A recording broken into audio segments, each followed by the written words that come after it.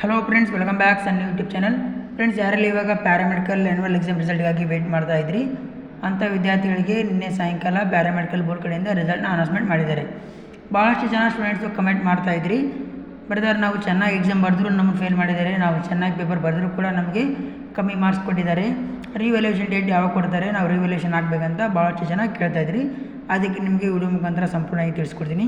Friends, first time ನಮ್ಮ channel visit ಮಾಡಿದರೆ please ಒಂದು ಲೈಕ್ ಮಾಡಿ, ಶೇರ್ ಮಾಡಿ, ಸಬ್ಸ್ಕ್ರೈಬ್ ಮಾಡಿ. ಫ್ರೆಂಡ್ಸ್, ಯಾರೆಲ್ಲ ನಿನ್ನೆ ಸಾಯಂಕಾಲ ರಿಸಲ್ಟ್ ಚೆಕ್ ಮಾಡ್ಕೊಂಡಿದ್ದಾರೋ ಅಂಥ ವಿದ್ಯಾರ್ಥಿಗಳು ಭಾಳಷ್ಟು ಡೌಟ್ ಇದೆ.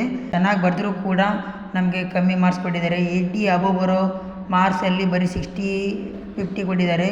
ನಮಗೆ ರಿಸಲ್ಟ್ ಸ್ಯಾಟಿಸ್ಫೈ ಆಗ್ತಾ ಇಲ್ಲ, ನಾವು ರಿವ್ಯಾಲ್ಯೂಯೇಷನ್ ಹಾಕ್ಬೋದಾ ಅಂತ ಭಾಳಷ್ಟು ಜನ ಕೇಳ್ತಾ ಇದ್ರಿ. ಹಾಗೆ ಪಾಸ್ ಆಗಿರೋ ಪೇಪರ್ನ ನಾವು ಇನ್ನೂ ಮಾರ್ಕ್ಸ್ ಹೆಚ್ಚಿಗೆ ಬರಲಿ ಅಂತ ರಿವ್ಯಾಲ್ಯೂಯೇಷನ್ ಹಾಕಿದರೆ ಆ ಪೇಪರ್ನು ಕೂಡ ಫೇಲ್ ಮಾಡ್ತಾರಾ ಅಂತ ಕೇಳ್ತಾ ಇದ್ರಿ.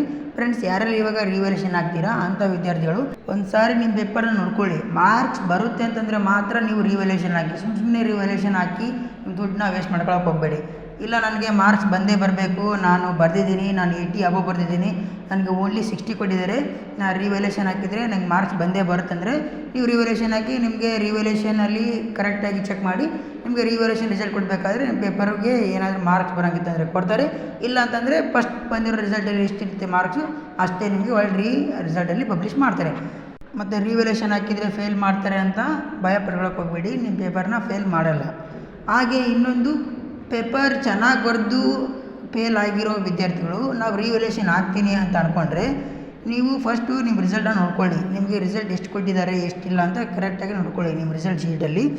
ಆಮೇಲೆ ನೀವು ನಿಮಗೇನಾದರೂ 10, 15, 20 ಏನಾದರೂ ಬಂದಿತ್ತು ಅಂತಂದರೆ ಒಂದು ಸಾರಿ ಯೋಚನೆ ಮಾಡಿ, ನನಗೆ ಮಾರ್ಕ್ಸ್ ಬರುತ್ತಾ ಇಲ್ಲ ಅಂತ ಯೋಚನೆ ಮಾಡಿ.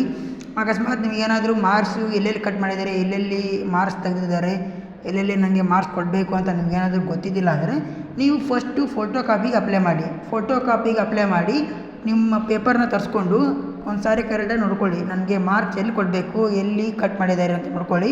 ನಿಮಗೇನಾದರೂ ಮಾರ್ಕ್ಸ್ ಬರೋ ಹಂಗಿತ್ತು ಅಂತಂದರೆ ನೀವು ರಿವ್ಯಾಲ್ಯೂಯೇಷನ್ ಹಾಕಿ. ಯಾಕೆಂದರೆ ಸುಮ್ಮನೆ ರಿವ್ಯಾಲ್ಯೂಯೇಷನ್ ಹಾಕೋಗಬೇಡಿ. ಯಾಕೆಂದರೆ ಒಂದು ಪೇಪರ್ಗೆ 1000 ರೂಪಾಯಿ ಇದೆ.